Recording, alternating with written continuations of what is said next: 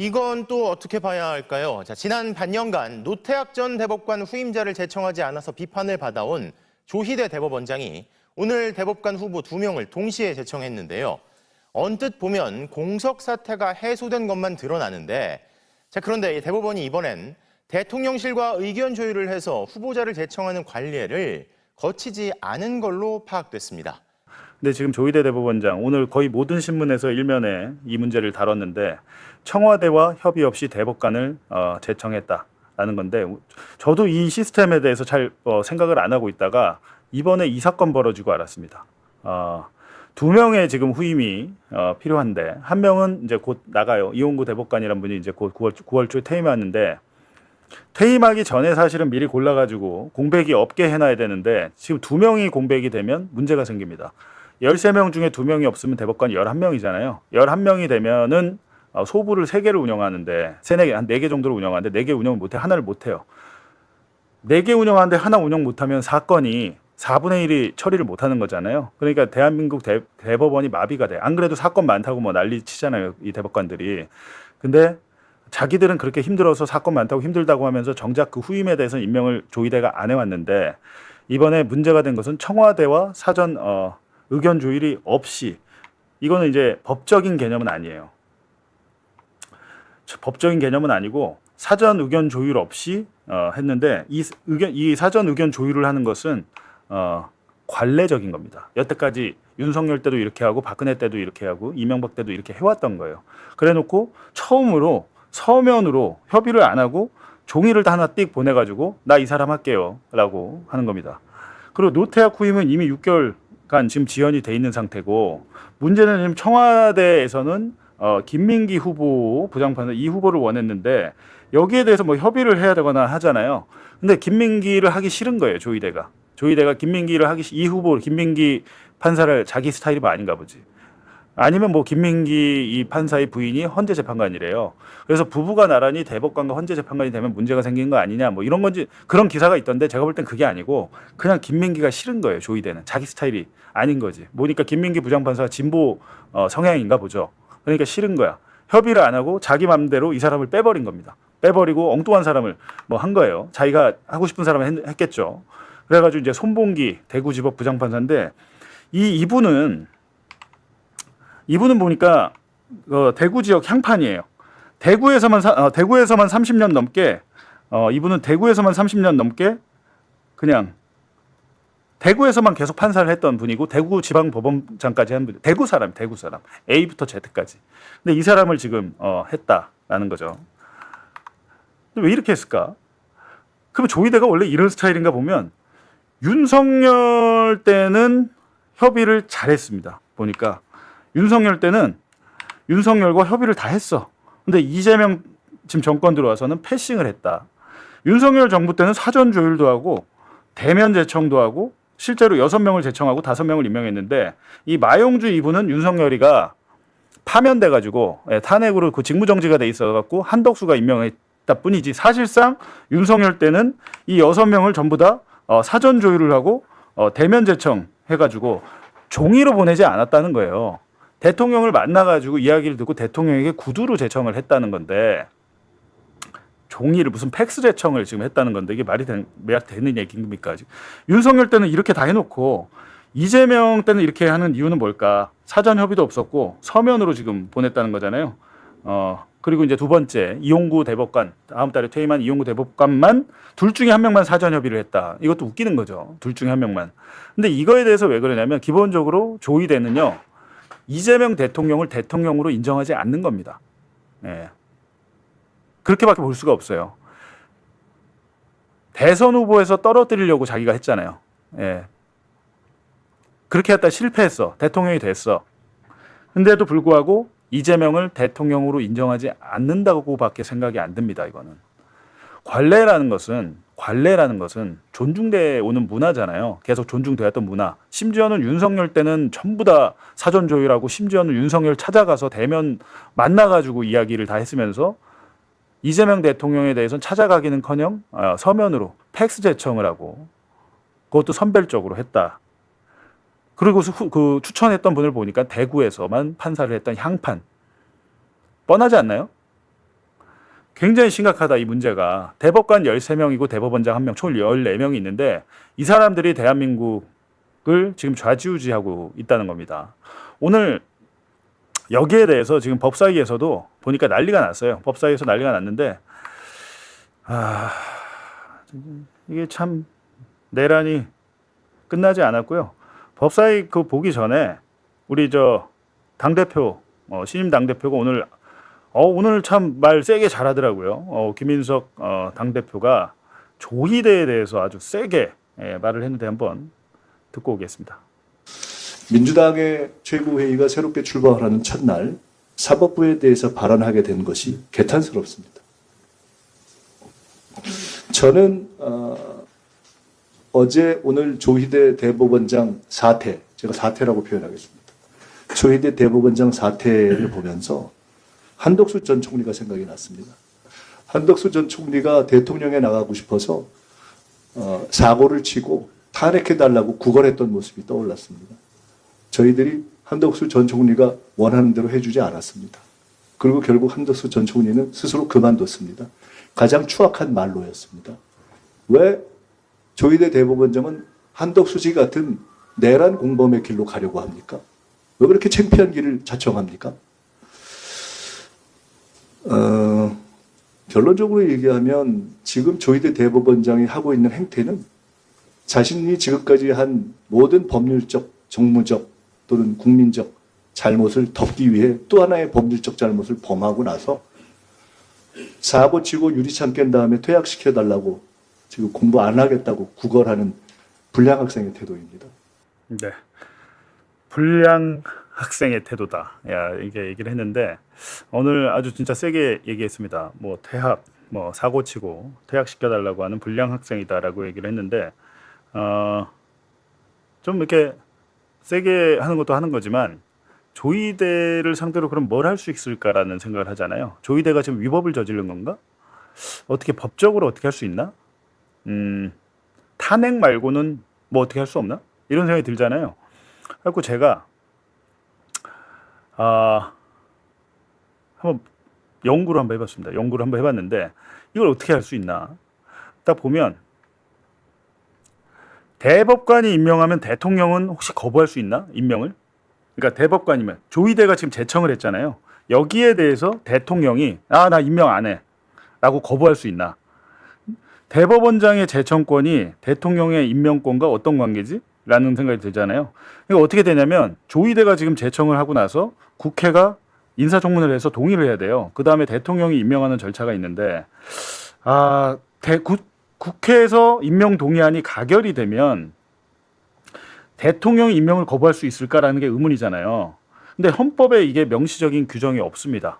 명시적인 규정이 없어서 이거에 대해서는 근데 제가 이제 보니까 국회에서 동의한 것을 만약에 대통령이 임명을 거부하게 되면 이게 위헌이냐 마냐에 논란이 생길 수는 있습니다. 이 부분에 대해서. 근데 이건 한번 해봐야 되는 것인데 왜냐하면 지금 이렇게까지 장치를 그렇다면 왜 이런 식으로 이런 과정을 거치는 거지? 라는 생각이 들잖아요. 대법원장이 전부 다 그럼 골라야 돼? 대법관 13명을 대법원장 마음이야? 라고 생각이 들잖아요. 대법관 후보를 그럼 누가 추천하냐면 지금 시스템이 어떻게 돼 있냐면 대법관 후보 추천위원회가 있어요. 추천위원회가 있어가지고 위원회가 총 10명인데 6명이 다 이런 사람들이에요. 선임 대법관, 법원행정처장, 법무부 장관, 대한변 그러니까 다 어떻게 보면 율사들이잖아요. 율사들. 다 법조인들. 그리고 6명을 하고 그러니까 직책상 여기는 당연직이죠. 당연직. 근데 여기는 위촉 하는데 누가 하냐? 대법원장이 합니다. 10명 중에 4명을 대법원장이 자기가 위촉할 수 있는 거예요. 대법관이 아닌 그냥 법관. 이 사람도 지금 율사잖아요. 그럼 총 여기 6명, 1명, 10명 중에 7명이 법조인이에요. 그 변호사가 아닌 외부 인사 3명. 그 3명 중에 1명은 여성으로 해야 된다. 규정이 지금 이렇게 돼 있습니다. 규정이 이렇게 돼 있어서 결국에는 변호사가 아닌 사람은 10명 중에 3명뿐이 안 된다라는 겁니다. 변호사가 아닌 사람. 그것도 여기는 보면 다 고위법관이잖아요. 여기는 그냥 법관이고. 이렇게 지금 돼 있다, 구조가. 이 상황에서 제대로 된 사람이 추천이 될 수 있겠냐는 생각이 들잖아요. 그래서 추천위원회에서 추천을 하면 지금 규정은 3배수 이상 추천하게 돼 있는데 통상 4명 추천합니다. 4명. 4명 추천을 하고 그중에 조의대가 이 4명 중에 1명을 제청합니다. 제청. 고른다는 거죠. 4명 중에 1명. 그러니까 조의대가 사실상 픽하는 거다.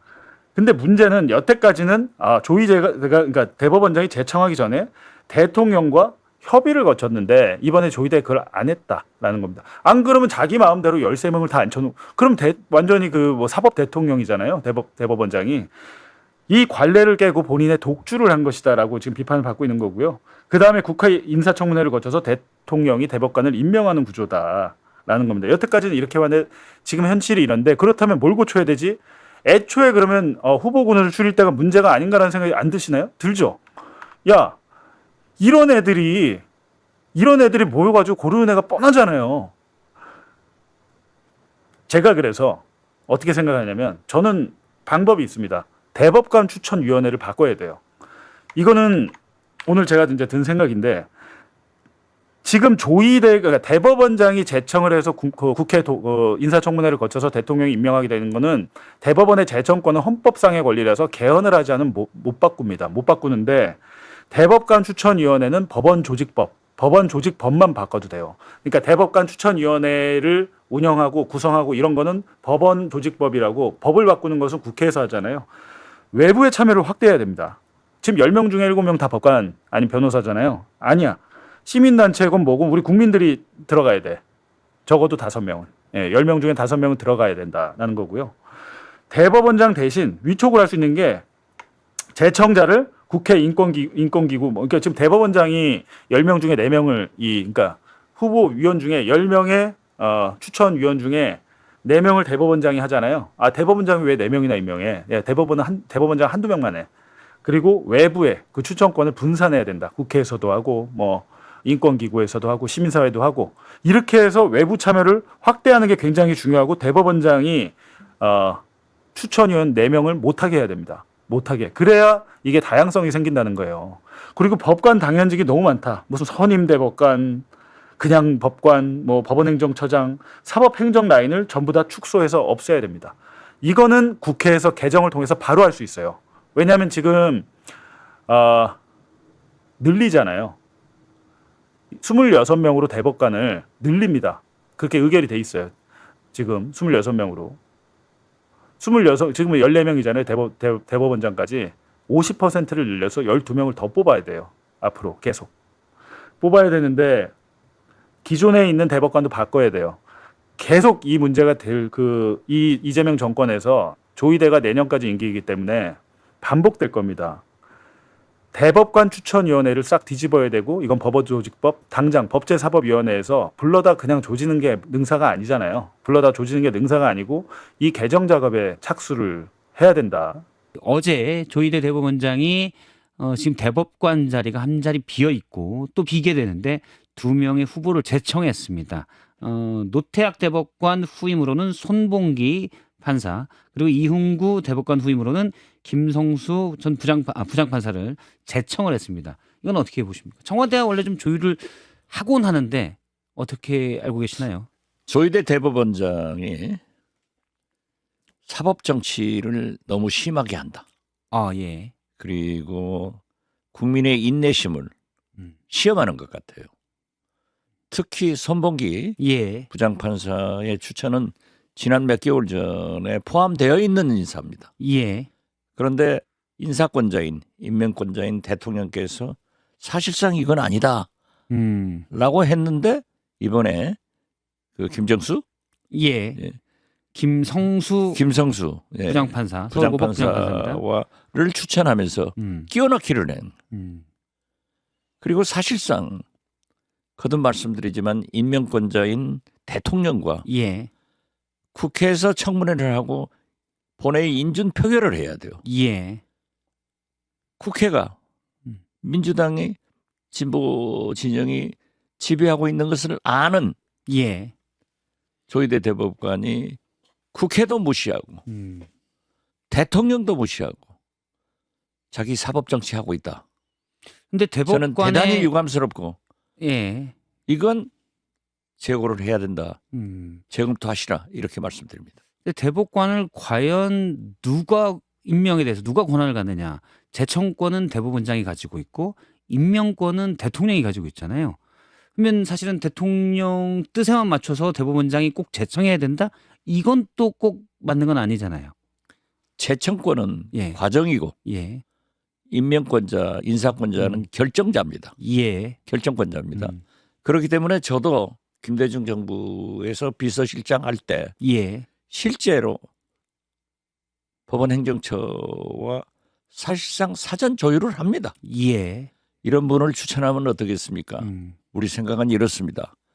그러면 대통령의 견해를 말씀드려가지고 조정을 하는 거예요. 예. 이 과정을 겪었는지 안 겪었는지는 모르지만은 어떻게 됐든 노태학 대법관의 후임은 몇 개월째 공석이란 말이에요. 사실은 인사 후보 4명을 추천한 거는 그렇죠. 지난 1월입니다. 지난 1월에 추천한 인사 중에 한 사람이 바로 손봉기. 예.